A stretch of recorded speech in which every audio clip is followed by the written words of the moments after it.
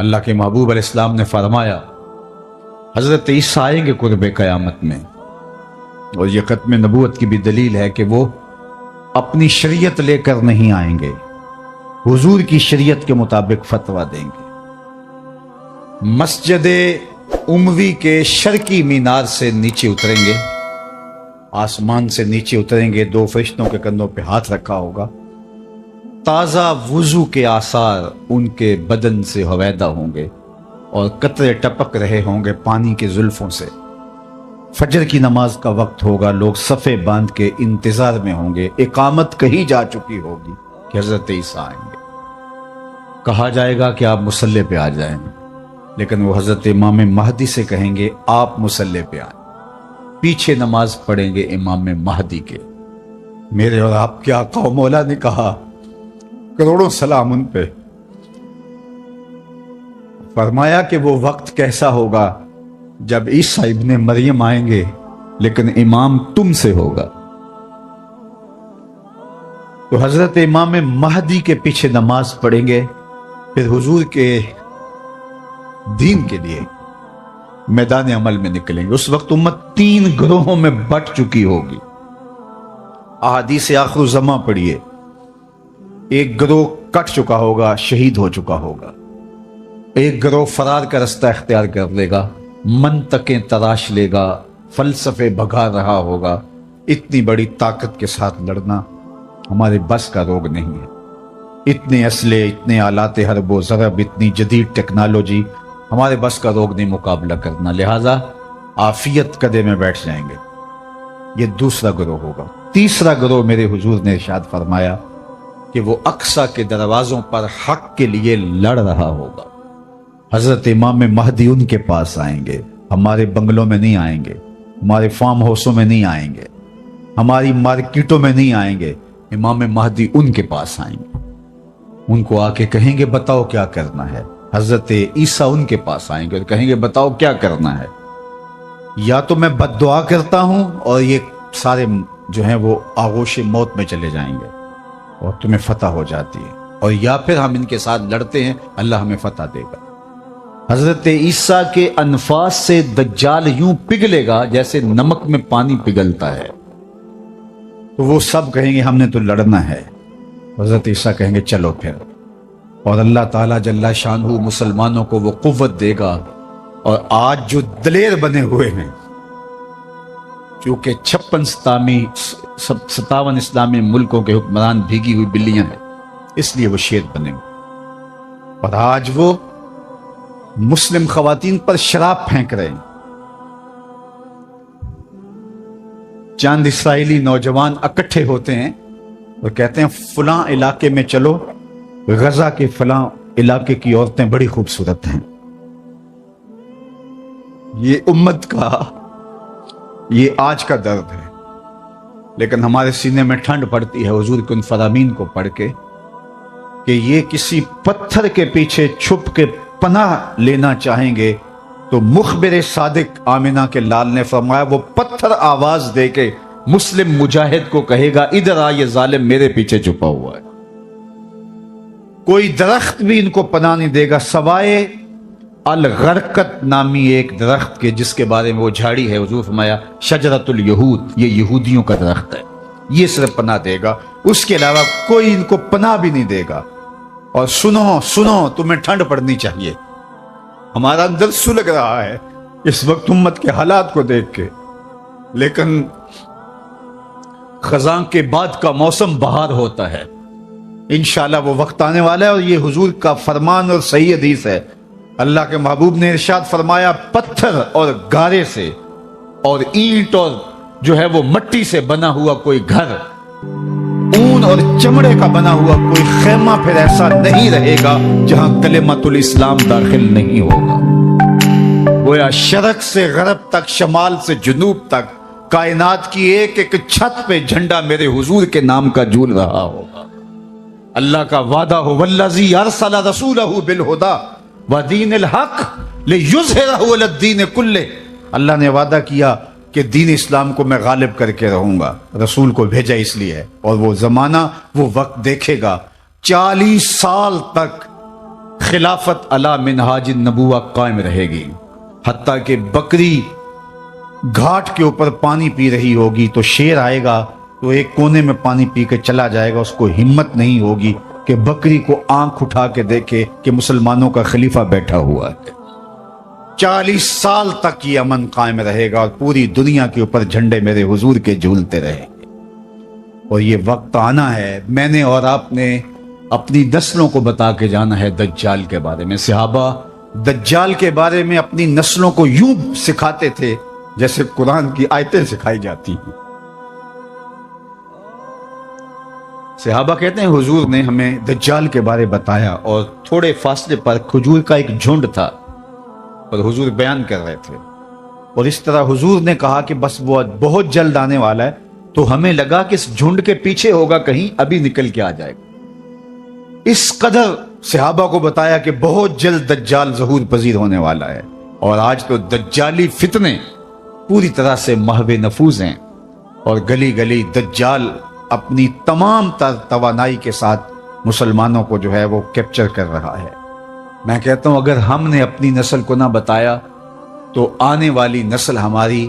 دجال کے قبضے میں ہوگی، اگر اس کے ساتھ نفرت پیدا نہ کی تو، چونکہ وہ بھرپور پیکج بھی دے گا، زندہ بھی کرے گا، مارے گا بھی۔ آج بھی لوگ کہتے ہیں جناب جو ہے وہ ہم نے اپنی معیشت بھی تو بچانی ہے، ہمارے ایوان بالا کے اندر قرارداد پیش کی کہ ہمیں بھی ڈالر چاہیے، تو وہ پیکج بھی دے گا اور دوسری جانب خوف بھی دے گا، اور بہت سارے لوگ دجال کے ساتھ کھڑے ہو جائیں گے، لیکن جن کے سینے میں ایمان کا چراغاں ہوگا وہ ٹکڑے ٹکڑے بھی کر دے گا، پھر بھی کلمہ حق نہیں چھوڑیں گے۔ ہم نے اپنے آپ کو اتنا مضبوط کرنا ہے، اپنی نسلوں کو اتنا مضبوط کرنا ہے، یہ کسی صورت کے اندر بھی دجال کے ساتھ کھڑی نہ۔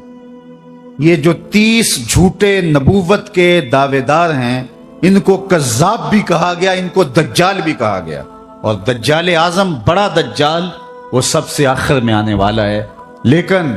وہ اس کا استدراج تو ہوگا جو کچھ دیر چلے گا، لیکن حضرت عیسیٰ کے انفاس سے وہ پگھل جائے گا اور اللہ اسلام کا بول بالا کرے گا۔ تو آج نہیں تو کل اسلام کا بول بالا ہونے والا ہے۔ ان مشکل حالات میں تذبذب میں مبتلا نہیں ہونا، کمزوری میں نہیں آنا۔ یہ مشکل حالات ہیں اس وقت امہ کے اوپر، اور 56-57 اسلامی ملک جو ہے وہ ہتھیار پھینک چکے ہیں۔ یہ کل کا ہی آپ جنرل اسمبلی کا اجلاس اٹھا کے دیکھیے، کشمیر کی بات کی ہی نہیں گئی، چھوڑ دیا کشمیر کو، فلسطین کا بھی نام چھوڑ دیں کوئی پرواہ نہیں، زمانہ چھوڑ دیں۔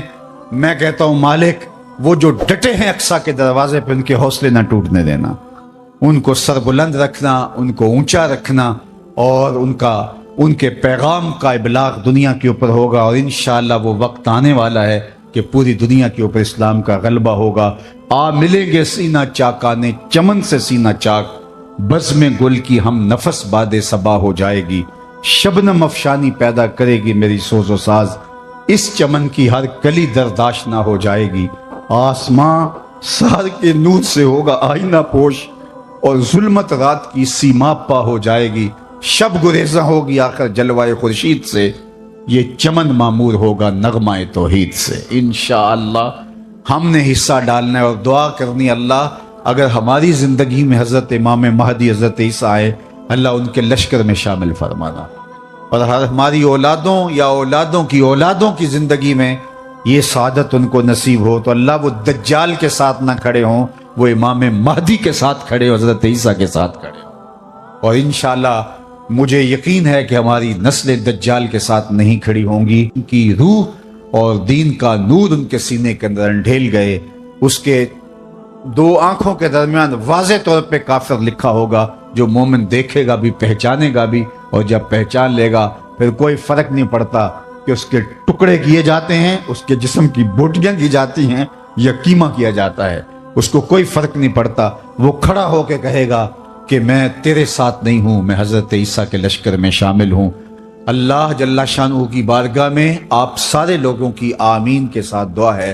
کہ اللہ اس امت کو غلبہ عطا فرمائے،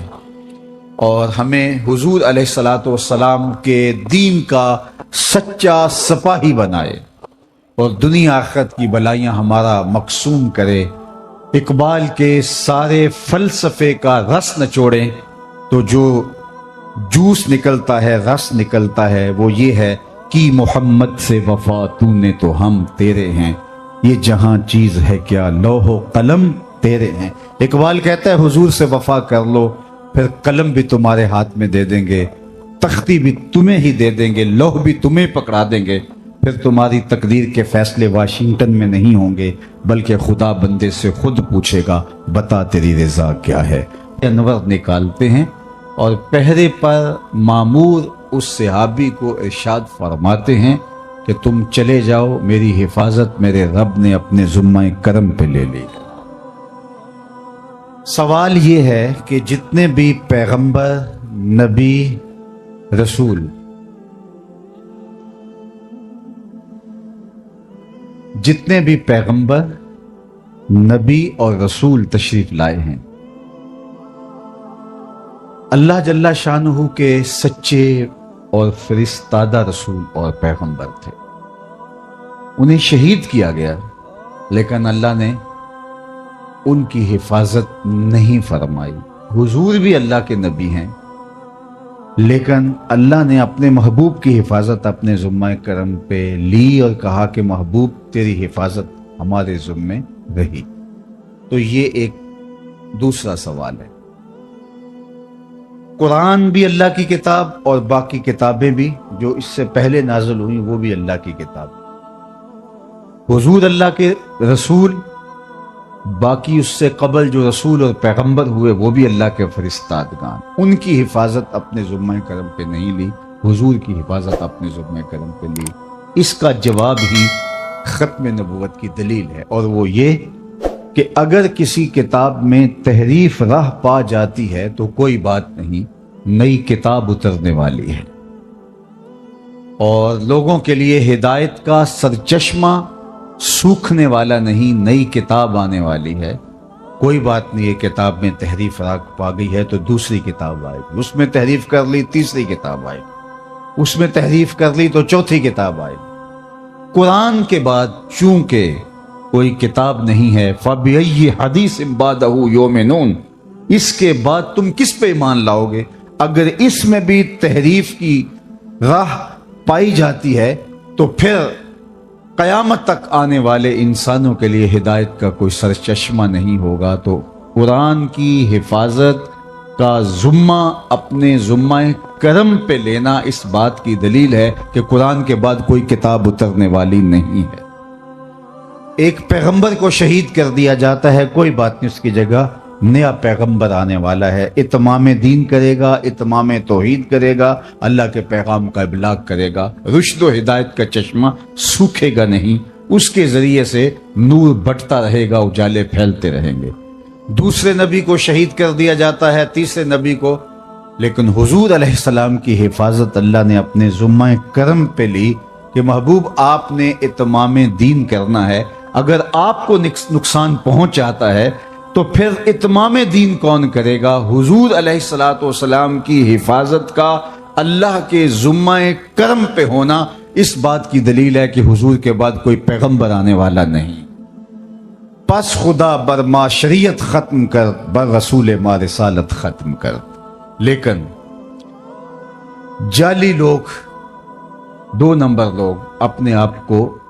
نبوت اور رسالت کے دعوے کے ساتھ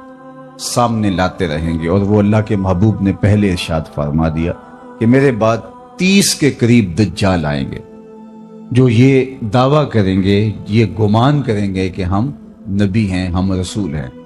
لیکن فرمایا کہ میرے بعد کوئی رسول نہیں ہے، میں آخری نبی۔ تو مختلف ادوار کے اندر لوگ آتے رہے